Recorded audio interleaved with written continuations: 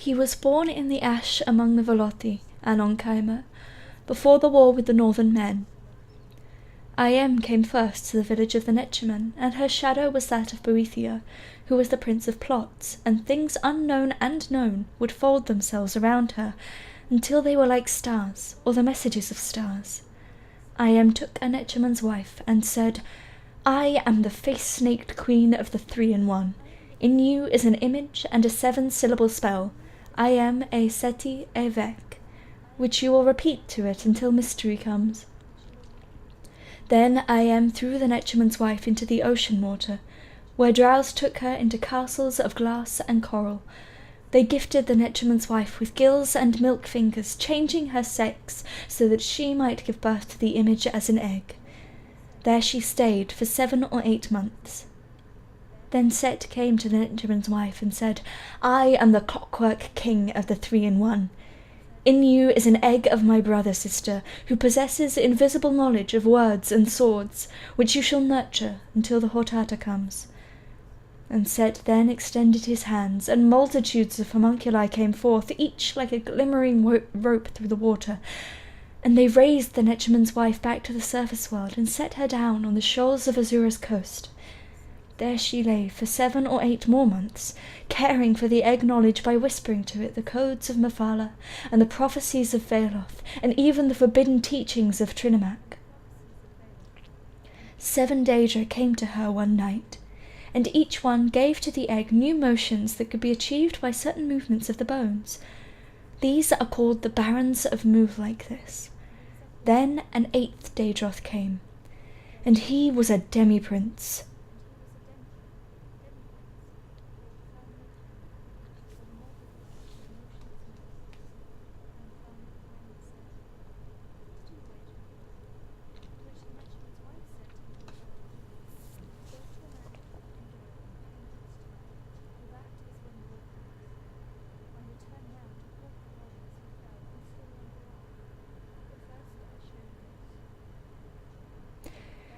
Called Fa-Nuit-Hen, or the multiplier of motions known. And Fa-Nuit-Hen said, Whom do you wait for? To which the Nechaman's wife said, the Hortata, Go to the land of the Indoril in 3 months' time, for that is when war comes. I return now to haunt the warriors who fell and still wonder why, but first I show you this. Then the barons and the demi-prince joined together into a pillar of fighting styles terrible to behold, and they danced before the egg and its learning image. Look, little Vec, and find the face behind the splendour of my bladed carriage, for in it is delivered the unmixed conflict path, perfect in every way. What is its number? It is said the number is the number of birds that can nest in an ancient tibrol tree, less 3 grams of honest work, but Vivec in his later years found a better one, and so gave this secret to his people. For I have crushed a world with my left hand, he will say, but in my right hand is how it could have won against me. Love is under my will only. The ending of the words is Almsvi. The Nechaman's wife, who carried the egg of Vivec within her, began looking for the lands of the Indoril.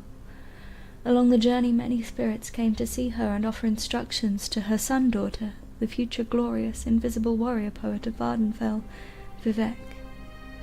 The first spirit threw his arms about her and hugged his knowledge in tight. The Nechaman's wife became soaked in the incalculable effort. The egg was delighted and did somersaults inside her, bowing to the 5 corners of the world and saying, Thus, whoever performs this holy act shall be proud and mighty among the rest. The second spirit was too aloof, and acted above his station so much that he was driven off by a headache spell. The third spirit, At-Hatur, came down to the Nechaman's wife, while she relaxed for a while under an emperor parasol. His garments were made from implications of meaning, and the egg looked at them 3 times. The first time, Vivec said, Ha! It means nothing. After looking a second time, he said, There might be something there after all. Finally, giving At-Hatur's garments a sidelong glance, he said, Amazing. The inability to infer significance in something devoid of detail. The ability, even. There is a proverb, At-Hatur said. and then he left. The fourth spirit came with the fifth, for they were cousins. They could ghost touch and probe inside the egg to find its core. Some say Vivec at this point was shaped like a star, with its penumbra broken off. Others that it looked like a revival of vanished forms. From my side of the family, the first cousin said, I bring you a series of calamities that will bring about the end of the universe. And from my side, the second cousin said, I bring you all the primordial marriages that must happen within them, each one. At this the egg laughed. I am given too much to bear so young. I must have been born before. And then the sixth spirit appeared, the Black Hand's Mephala, who taught the Velothi at the beginning of days all the arts of sex and murder. Its burning heart melted the eyes of the Netchman's wife and took the egg from her belly with 6 cutting strokes. The egg image, however, could see into what it had been before in ancient times, when the earth still cooled and was not blinded. It joined with the Daedroth and took its former secrets, leaving a few behind to keep the web of the world from disentangling. Then the Black Hand's Mephala put the egg back into the Netchman's wife, and blew on her with magic breath until the hole closed up. But the Daedroth did not give her back her eyes, saying, God hath 3 keys, of birth, of medicines, and of the worlds between. With this sermon, the wise may find 1/2 of these keys. The ending of the words is Almsfee. Being blind, the Netchman's wife wandered into a cave on her way to the domains of House Indoril. It so happened that this cave was a Dwemer's stronghold.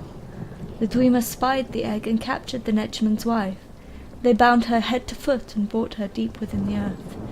She heard one say, Go and make a simulacrum of her and place it back on the surface, for she has something akin to what we have, and so the Velothi will covet it and notice if she's too long away.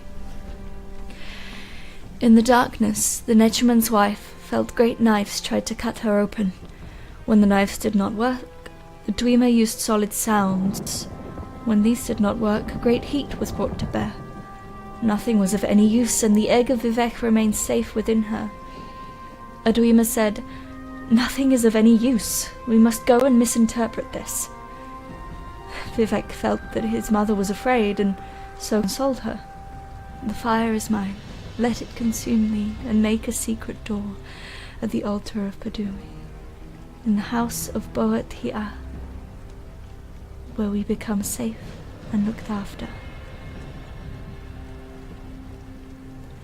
This old prayer made the Netchman's wife smile and begin such a deep sleep that when Drameri Atronach returned with cornered spears and cut her apart, she did not awake and died peacefully. Vivec was removed from her womb and placed within a magical glass for further study. To confound his captors, he channeled his essence into love, an emotion the Dwemer knew nothing about.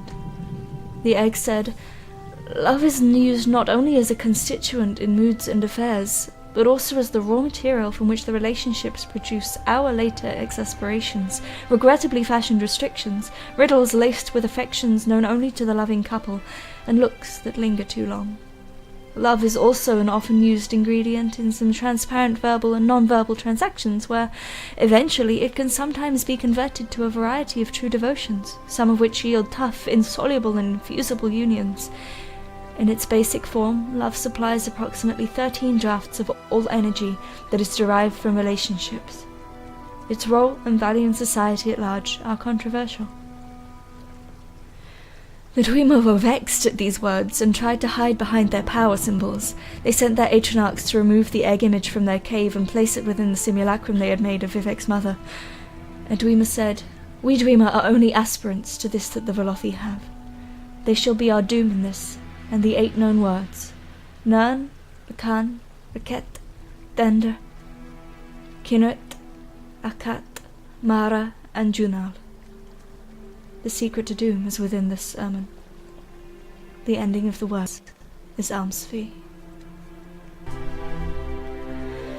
The simulacrum of the Netchman's wife, who carried the egg of Vivec within it, went back to looking for the lands of the Indoril. along the journey many more spirits came to see it, and offer instructions to its son-daughter, the future glorious invisible warrior poet of Vvardenfell, Vivec. A troop of spirits called the Lobbyists for the Coincidence Guild appeared. Vivec understood the challenge immediately, and said, "The popular notion of God kills happenstance." The head of the Lobbyists, whose name is forgotten, tried to defend the concept's existence. He said, "Saying something at the same time can be magical." Vivec knew that to retain his divinity that he must make a strong argument against luck. He said, "It is not the sudden revelation of corresponding conditions and disparate elements that gel at the moment of the coincidence one of the prerequisites to being, in fact, coincidental. Synchronicity comes out of repeated coincidences at the lowest level. Further examination shows it is the utter power of the sheer number of coincidences that leads one to the idea that synchronicity is guided by something more than choice, chance. Therefore, synchronicity ends up invalidating the concept of the coincidental, even though they are the symptomatic signs that bring it to the surface. Thus was coincidence destroyed in the land of the Velothi. Then an old bone of the earth rose up before the simulacrum of the Netchaman's wife, and said, "If you are to be born a ruling king of the world, you must confuse it with new words. Set me into pondering." "Very well," Vivec said. "Let me talk to you of the world, which I share with mystery and love. Who is her capital? Have you taken the scenic route of her cameo? I have, lightly, in secret, missing candles because they are on the untrue side, and run my hand along the edge of a shadow made from 103 divisions of warmth, and left no proof." At this the old bone folded onto itself 20 times until it became akin to milk, which Vivec drank, becoming a ruling king of the world. Finally, the Chancellor of Exactitude appeared, and he was perfect to look upon from every angle. Vivec understood the challenge immediately and said, "Certitude is for the puzzle box logicians and girls of white glamour who harbour it on their own time. I am a letter written in uncertainty." The Chancellor bowed his head and smiled 50 different and perfect ways all at once. He pulled the astrolabe of the universe from his robe and broke it in half, handing both halves to the egg image of Vivec. Vivec laughed and said, "Yes, I know. The slave labour of the senses is selfish as polar ice, and worsens when energies are spent on a life others regard as fortunate. To be a ruling king, I will have to suffer much that cannot be suffered, and to weigh matters that no astrolabe or compass can measure." The ending of the words is Almsby.